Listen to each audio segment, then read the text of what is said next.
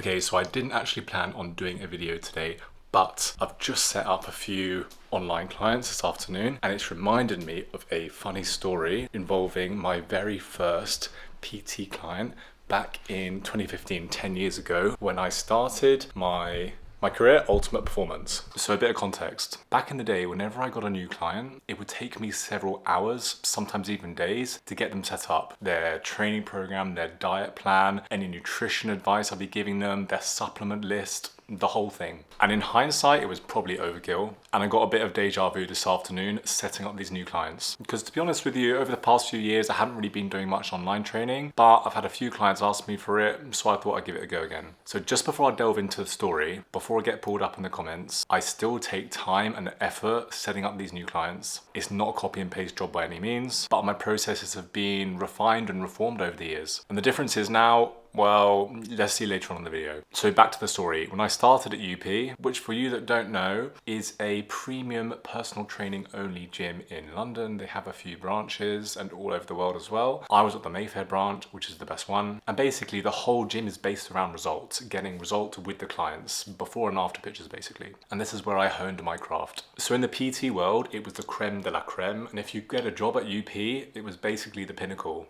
You've made it. So anyway, I got given my first client after a few weeks of shadowing some of the older guys, learning how they do things, the systems, etc. And I was super excited to get this first client. It was July 2015, and I remember writing this first diet plan for this client. His name was John from Canada. Highly unlikely, but if you're watching John, I'm sorry. So the gym was right next to Hyde Park, so I actually went into the park in the afternoon to get away from the hustle and bustle of the gym because I couldn't concentrate in the environment. I needed peace and quiet to create my masterpiece. So I went into the park, sat down on the bench for 3 hours and created this program. And my idea was I was basically going to put all my nutrition knowledge into one diet program. I put him on 3 meals a day and 2 snacks, and I did all 7 days of the week differently. So 21 meals and 14 snacks to the gram, obviously. And I thought that because this guy was paying the gym so much money to train with me, I didn't get much of that because I just started, but I was cool with that I needed to literally smash out the world's most comprehensive diet plan so this guy could get his money's worth and getting the result he wanted. So this program ticked every single box imaginable, every vitamin, every mineral,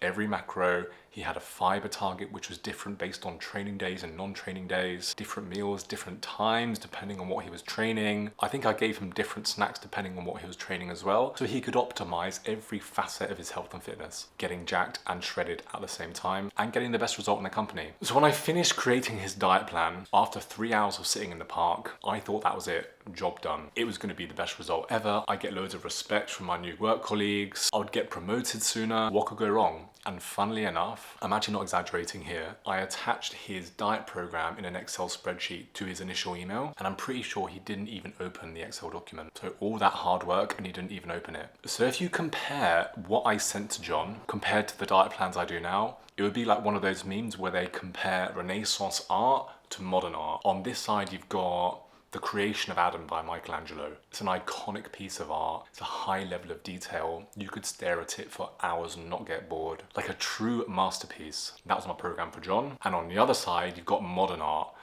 A banana duct taped to a wall. Something like that. Art, which would be the kind of thing I'd write now. Simple, to the point, most importantly, low in calories. I'm semi-joking on that, but you get the idea. So John's diet plan was steak and nuts for breakfast, obviously, because he didn't want to spike insulin too much with carbs. Snack was beef jerky or biltong with some type of fruit. Lunch, completely different to breakfast. I think it was fish, vegetables, and some carbs because it was post-workout. It went on and on and on like this. Impossible to even do for one day if you're a regular person with a job, which John was. And after finally showing him the spreadsheet on my iPad when I saw him in person for our session, I think he ended up doing 10% of it, if that. So I went way overboard with his approach, and he practically got 0 results because of that. And it was a waste of my time and a waste of his time as well. I wasted all that time on my iPad conjuring up these 21 meals, and he wasted his time as well because, well, he didn't get the result he wanted. He probably wondered how on earth he was going to afford all of this food anyway, let alone do it for a week. So the first mistake, I did make it easy for him to follow. The best diet plan is one you can stick to. Overcomplicating things doesn't help. The second one, I was treating him like a professional athlete because I thought that's what was needed for him him to build muscle and lose fat, when in fact he was just a regular guy wanting to improve in body composition. And thirdly, I definitely over-educated him. I told him way too much. I threw the kitchen sink at him early on and it just wasn't needed. Someone once said to me, after John by the way, think science, speak client. And that quote has stuck with me ever since. Because from a trainer's perspective, you need to know all the ins and outs, but your client really doesn't. And the sexy thing to do is have a complicated diet plan, but in reality, it's really not needed. The best ones are simple, they're straightforward. They're easy to stick to day in, day out. Yes, they require some sacrifices.